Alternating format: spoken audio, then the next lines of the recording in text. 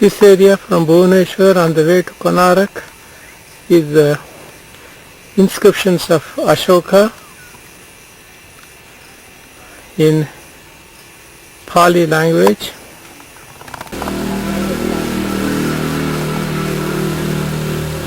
These are the inscriptions on a rock.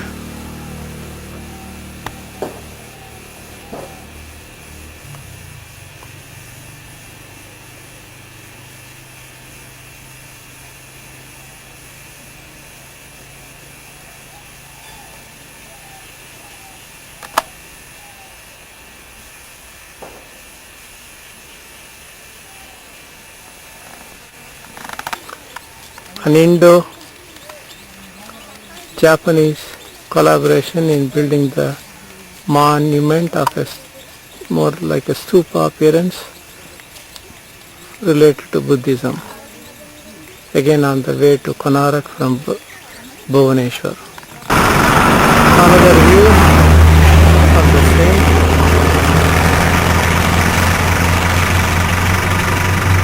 The village of Pipli, which is known for this artwork as displayed.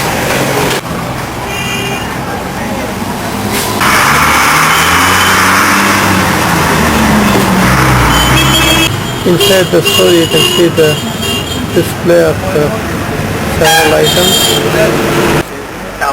Some of these are with the historical themes, some are religious, and some are very practical umbrella. Here is an artisan at work. Some are a garden umbrella.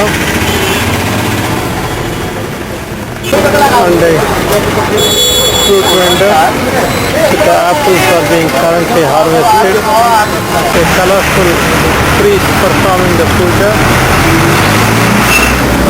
The stuff is called Pipli work, and some can be very elaborate and complicated work with a finite precision.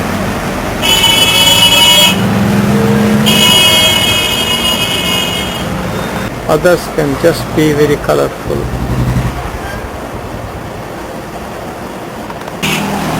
The display can be very elaborate.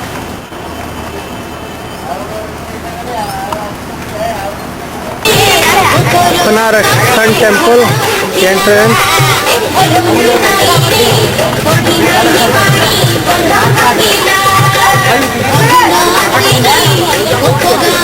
It's a Hindi music built in 13th century.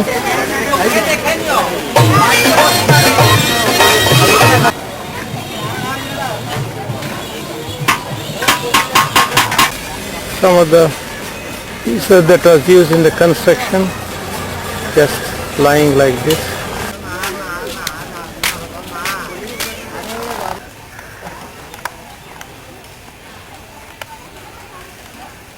Closer view with the garden coming up, scaffolds, now some renovation project in progress. The temple is located on 12 acres. It took 12 years to complete, utilized 12 years of revenue, and 12,000 workers were involved in the construction. Built by the King Narasingha of the Ganga dynasty. The architect was Bishu Maharana, built in 13th century of course. There were 29 temples in these 12 acres. Some of course are all destroyed. What is remaining is the structure we just saw. The stones are joined together by these thick iron rods to keep it in place. In 1840 there is a major cyclone that what destroyed the temple. Then any story that there was a magnet that attracted. This is the south entrance. Originally I saw through the east entrance. You can see this horse. Hopefully will videotape again. This from the back. Many of them are damaged. As you can see, the earlier horse, the tail was missing. South entrance, which is almost the lotus bird. Also this angle of those stones are still well preserved. There are 24 such wheels. The interpretations are different depending on whom you ask.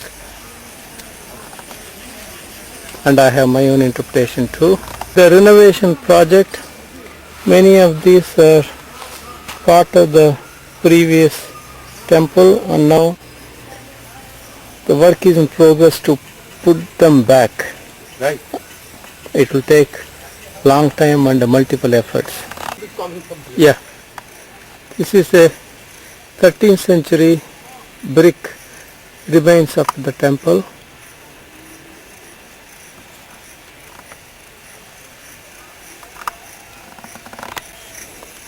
View from the west. Again the brick temple ruins. This is the north temple entrance with the elephant.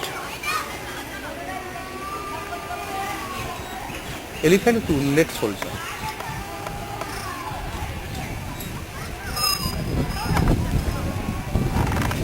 This is the Navagraha. The deity appearance is different. I'm not going inside because I want to take my shoes off. Some of the priests are asking me to do the most powerful puja, and I'm not yielding yet.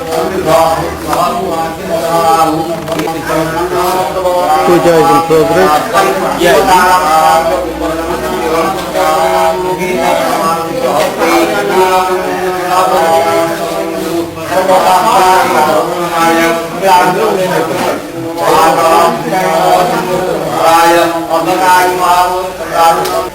This is the east entrance. Now the close-up of the east entrance. As I am finished circling around the temple, I did a pradakshana. Now I am entering inside. So the elephant underneath, which is a lion at the east entrance. The lion symbolizes strength. The elephant symbolizes wealth, and the man is underneath that. It also means, according to the guide, that the man has to leave his ego before entering the sun temple. Because without sun, this whole solar system will not exist, nor does the man. And a man can never ever create a solar system. So outside, the dancer comes with her belongings, puts on her makeup, then looks at the mirror, and then subsequent are different poses. These are women soldiers in Magadha kingdom or Kalinga kingdom. They were ready to fight any man. So the modern women don't have to feel they are the first to do it. Even more scarier is the women boxers. Women on a horse. This was all 13th century are represented, but they were all there several centuries before. That is, looking at the picture on the right is the Chittini, and the right is Padmini. This is the classification of women into 4 classes and asking for details. Similar to what I saw in Belur, in the base of all these temples, you can see this highly decorated one, but the destruction of this is much more here than in Belur. Another view of the temple from the temple of East Gate that was in front of it, on which I filmed all those Nrityanis. There is a Buddha that is shown. and subsequently when Shankaracharya came, this is Adi Shankara.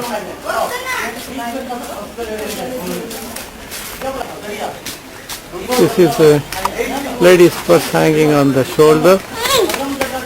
It's not uncommon.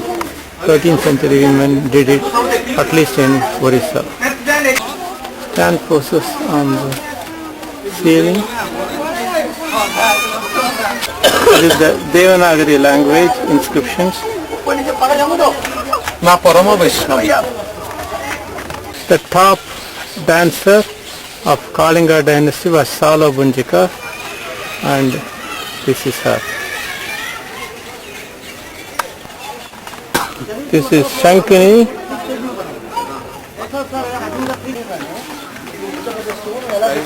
This is the 7 horses drawn of this sun chariot. This is only one that is remaining in a proper acceptable shape. Others are destroyed. The 7 also represent 7 colors of the rainbow. Some people think 7 days of the week. There are 24 wheels. This is the first one. This represents the... There is no Dasha avatar because Buddha is not part of it. This is a Nava avatar according to the original script. Some are broken. The center is Kalki.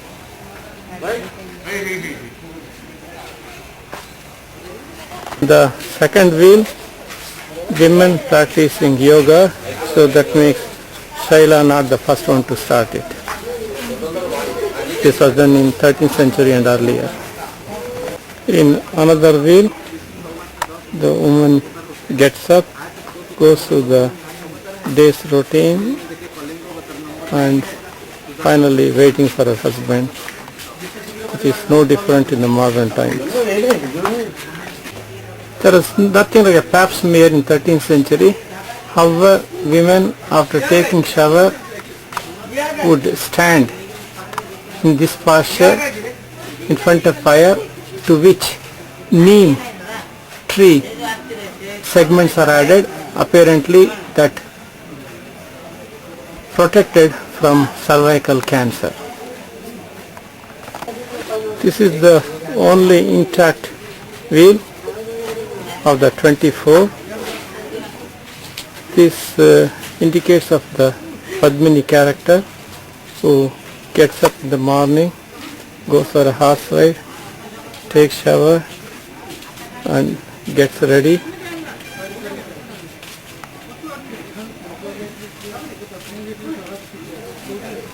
This is on the south gate with a horse and a soldier, and this is the symbol of government of Orissa now. This is from the south gate.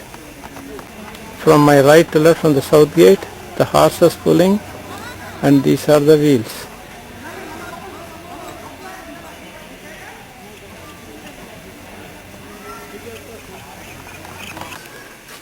This is another wheel that has a slight damage, showing a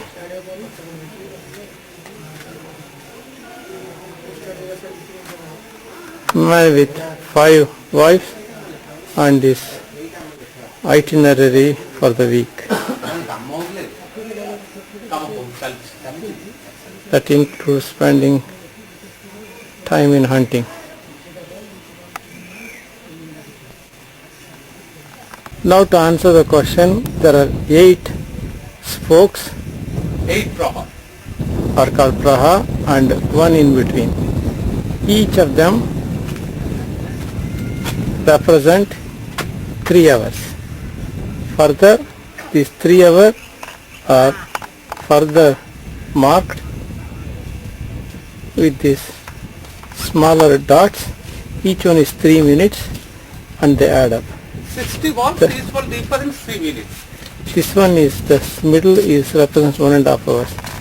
My guide surprised me by putting his finger and calculating the time, and we are only off by 1 minute.